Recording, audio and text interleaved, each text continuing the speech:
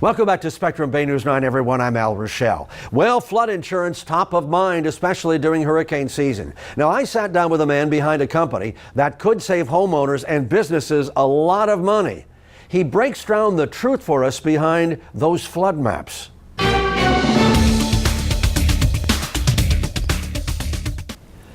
Joining me right now, Brad Hubbard, who has a company called National Flood Experts, and we're going to talk about the importance of flood insurance, but also maybe not having to pay flood insurance because you might not be in as much danger from flooding as you might think. Good. Thank you for stopping by. Absolutely. Thanks. Okay, this is an unusual twist because usually we're here talking about why people should have flood insurance, and you've got a company that does just the opposite. So tell me your background first. Sure. My background's engineering. Worked in engineering for 12 years, degrees in engineering. I'm a professional engineer and ended up in insurance about 6-7 years ago and just sort of found this overlap between engineering and insurance. Okay, so what's the problem and what do you do for your clients? Basically, what the problem is FEMA's maps are very inaccurate. They look at things on a macro scale, a large scale, and we look at properties, structure by structure basis, and basically work to get those structures that are in an AE zone, a high-risk zone, and moved into an X zone.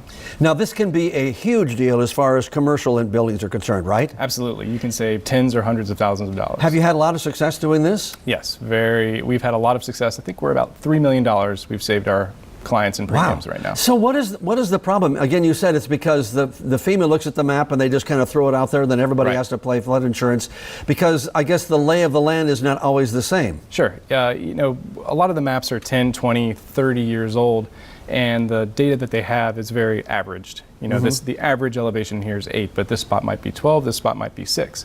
So there are just inaccuracies throughout the maps. And if you can prove to, who do you have to go? Do you have to prove it to FEMA? Correct, yeah. You and obviously when you present this information, are they like, oh, it doesn't matter, we're not going to do anything about it, or they're receptive to it? They're actually very receptive. They created this program. They know that their systems are not accurate, so they created this tool for engineers to use to be able to make amendments to the map. So let's step back a little bit. Who is required by law to have flood insurance?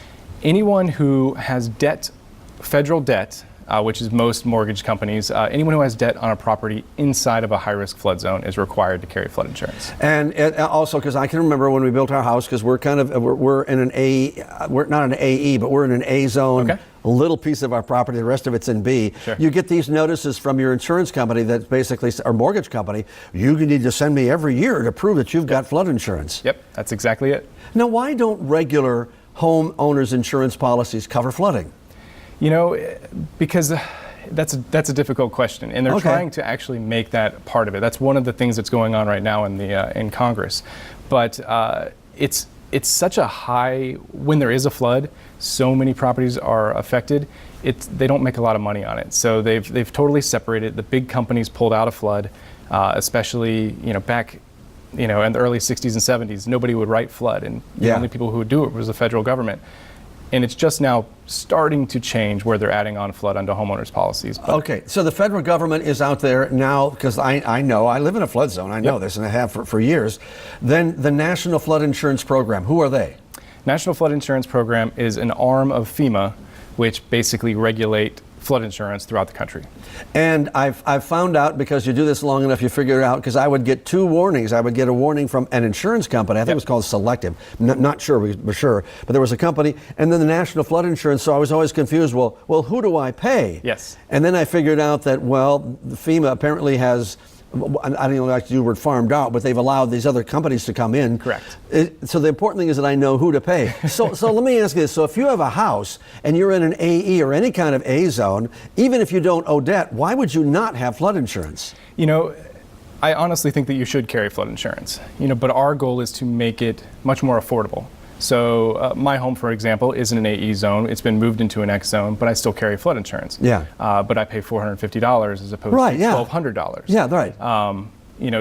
So in general, I think that pretty much everyone should carry it regardless.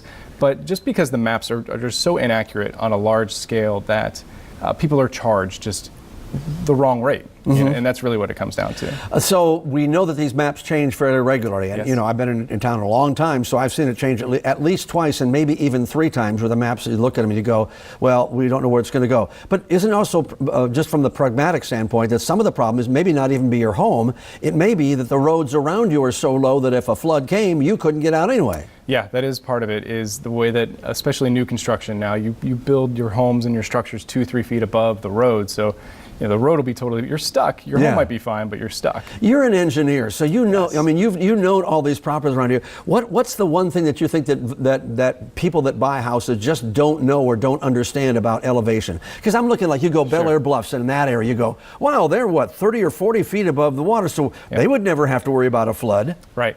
And it's true, honestly, especially coastal, that kind of an area where they probably won't be affected by flood.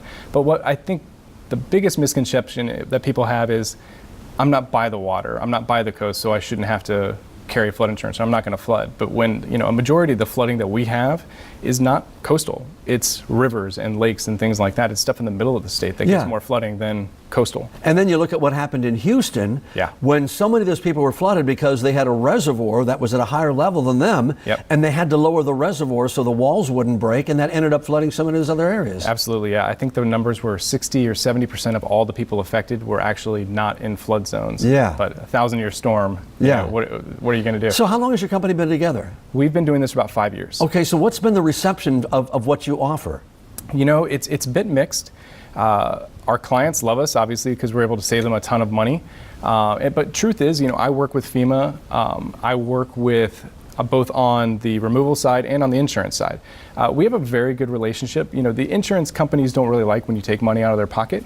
But really, can't imagine that. Exactly. But what we're doing is really a service. We're giving people better data, and things are being rated with better data. So in general, there's really not much pushback on anything that we do.